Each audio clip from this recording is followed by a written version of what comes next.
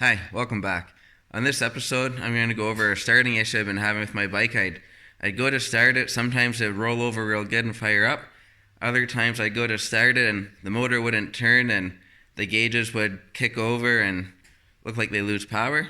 It's been doing this for a couple of years, but it was really infrequent, and lately it's been getting to be more and more. And I decided to get into it and I finally troubleshot it. So I'm going to show you guys what I found and what the issue is.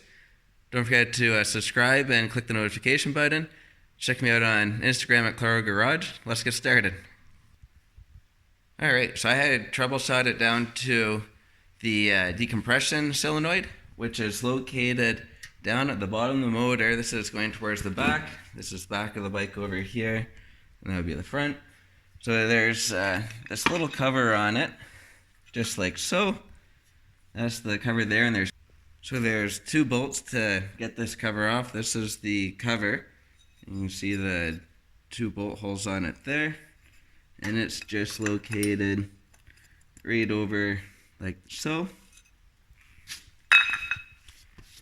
So when you go to start, this thing will pick up and it pulls this decompression switch out. So I'm going to try firing up the bike right now, and it doesn't always act up. So hopefully it'll act up so you can see what it's doing.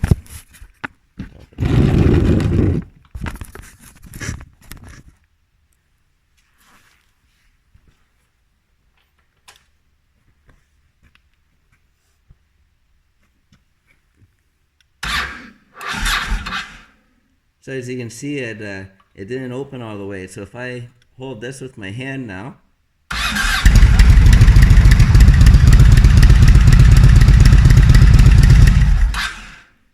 and as you can see, it's a night and day difference. So again, without pulling it, usually it starts good the second time, but we'll try. So as you can see, it started to come out, then dropped in.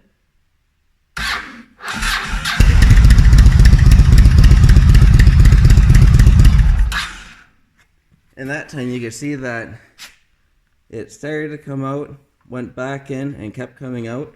I've verified the power, and it's always, when I hit the button, it's always putting out power, and it seems happy. So I'm ruling that this is getting wore out. I have about 158,000 kilometers on the bike.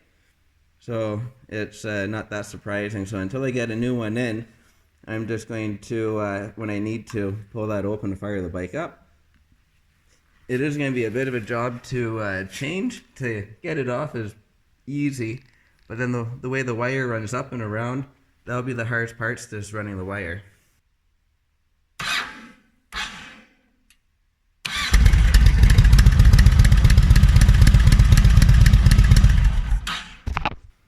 Alright, now we're on the left-hand side of the bike, and I'm going to show you where that wire comes up and in. So this is the cable here where it comes from. So this is actually the wire for your stator. I've changed the stator on this bike before. And then this 2-wire deal here with this brown connector, this is the one that goes to your decompression solenoid. So I had opened it up like that, and then I measured the power on it with my meter. So you want to figure out which side's positive and which side's negative.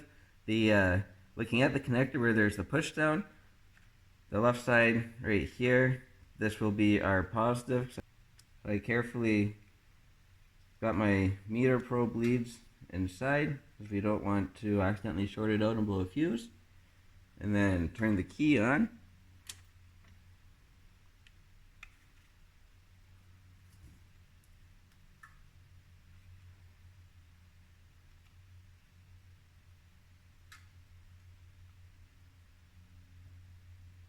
And as we can see, we're at 11.2 volts. Normally, it should be around 12 volts or better, but I've been playing around with it a little bit, so I probably just charged the battery a bit.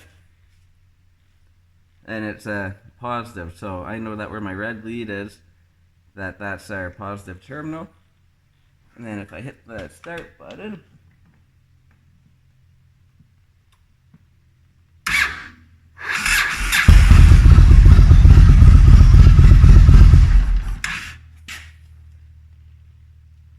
You can see the power fluctuated, closing the circuit, trying to send the power out.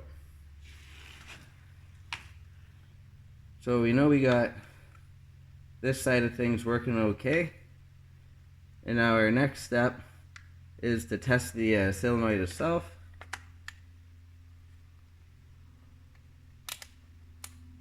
And you can check the resistance of it too to see how if it's reading resistive or what's going on with that. And I had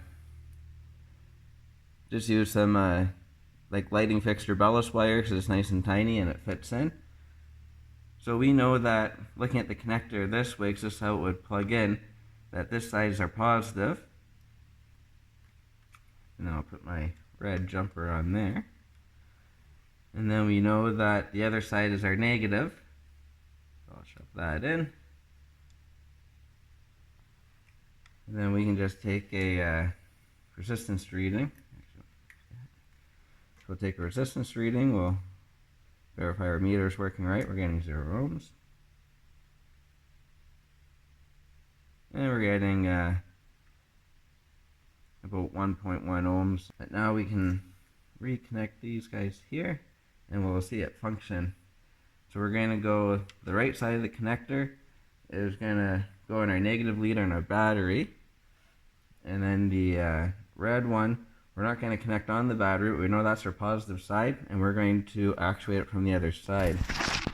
So I'm using red on positive, white on negative, and then looking at the battery, we can see our white on negative, and we're going to just tap our red onto our positive. So you can hear it kind of picking up. Alright, so now we're over to where that solenoid is. I got some light so we can see a little better too. And I'm just going to take my red lead and I'm going to just tap it on the battery just to verify that it's working. You can also feel it when you hit the switch. If you put your hand on it, like just touching on the back side, you should be able to feel it clicking, which I could, but it sounded funny to me. So that's when I put it on the positive, cleaning the circuit, take it off, it closes, power on, closes. And then you can see with no load or anything on it, it's a little bit sluggish and almost like it has a sticky spot.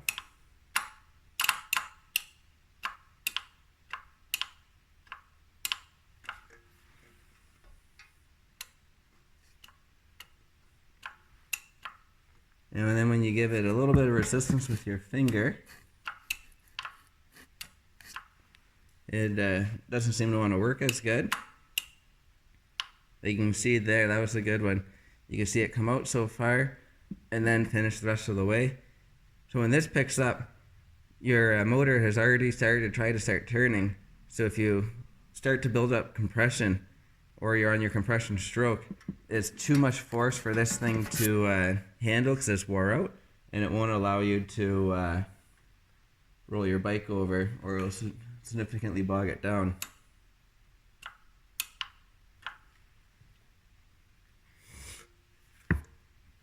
So my plan until the new part goes in, I gotta price it and then order it, is I'm just going to, when I need to, pull this open to get the bike to start, and I'm deeming that my issue.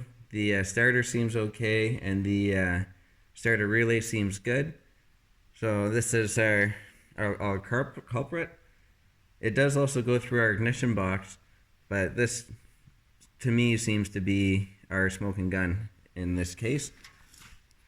So I hope you found this video helpful. If you're having the same issue where you're trying to start your bike and the motor just doesn't want to roll over, it rolls over really slow, and but you can hear it trying to roll over, like everything sounds like it's working. There's a decompression solenoid in the circuit, which I didn't realize there was on this bike, but there is. So hopefully this helps. If you have any questions, just leave a comment and I'll respond back as quick as possible. Oh, also, the decompression solenoid, it will throw lights on your display. On the check engine light, it will blink if it's disconnected or shorted or anything like that. Like in the manual right here, under the self-diagnostics looking at depression solenoid.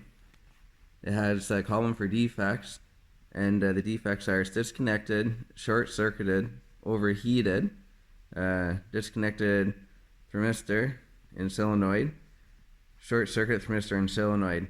And then the symptoms and the response. The decompression solenoid does not move. The starter motor does not operate. The engine trouble indicator light displays the condition code.